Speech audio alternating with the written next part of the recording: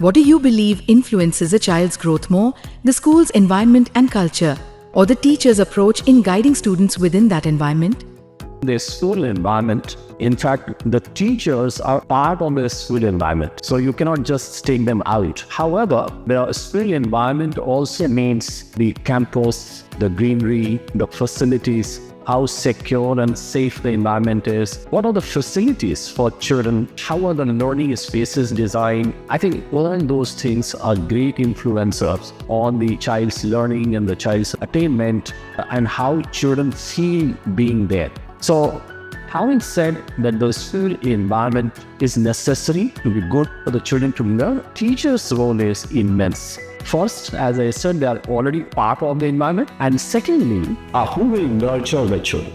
So I say the environment is the nature for them and the nurturing will be done by the teachers. And therefore, once this combination of nature and nurture comes, the students will flourish. In any case, there is no school without children and there is no school without teachers. And the teachers and the students connect their emotional relationship, how they deal with each other, how they connect with each other, how they learn together, how they grow together is something of great importance. Who holds greater responsibility, teachers, schools, or parents, when individuals display poor civic behavior or lack basic civic duty? Who is the first teacher? The parents. And when children come to schools, and particularly in schools like Irish Florets, I think the teachers become both the teachers and the parents. And therefore, in my life, I have not seen any difference between the parents as teachers and teachers as parents. And therefore, the answer to your question is complete by saying that the teacher's role and the parent's role cannot be separate. So what is to be done? I think that is the question. And my prescription is that a child's growth will depend upon how well parents and teachers connect. Both of them together. It has been seen and has been proved that if the parents and teachers relationship is cordial and that relationship is based on trust and understanding, the student's success, their attainment, their growth is very highly assured. In many schools, we have seen that there is a kind of shyness and there is a kind of parents hesitating to go to a school and collaborate with the teachers. I don't think that is a healthy situation. In schools like ours, I think it is a very good and healthy and cordial relationship.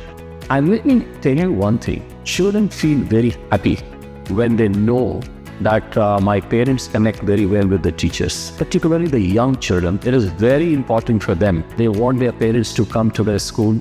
They want their teachers to know the parents, and they want their parents to be part and parcel of the school's functions, school's activities, helping the teachers and the schools, and therefore it is in the interest of the children that the teachers and parents work together. What should 21st century learning look like?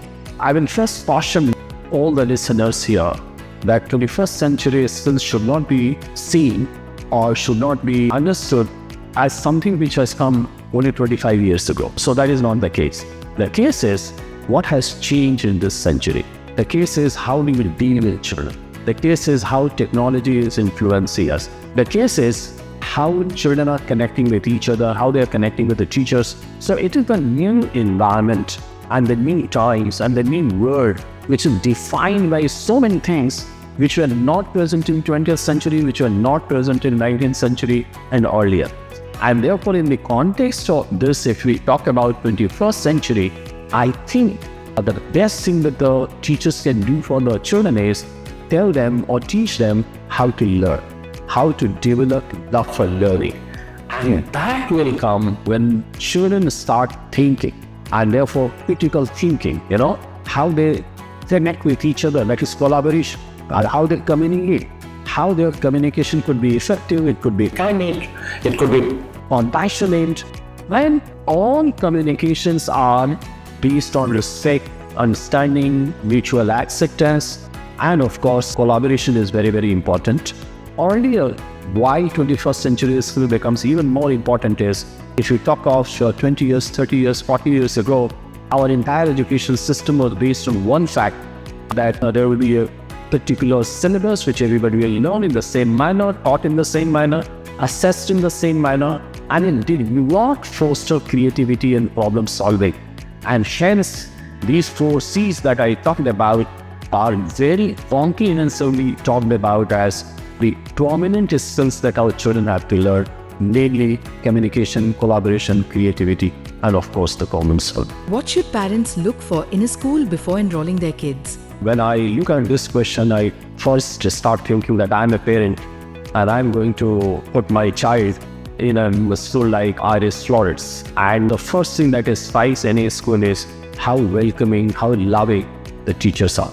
Because teachers and students together, they form the basis of any school. So the first is the quality of the teachers. Of course, we talked in the earlier question about the infrastructure, and then how the pedagogy and the classroom experience functions in a school.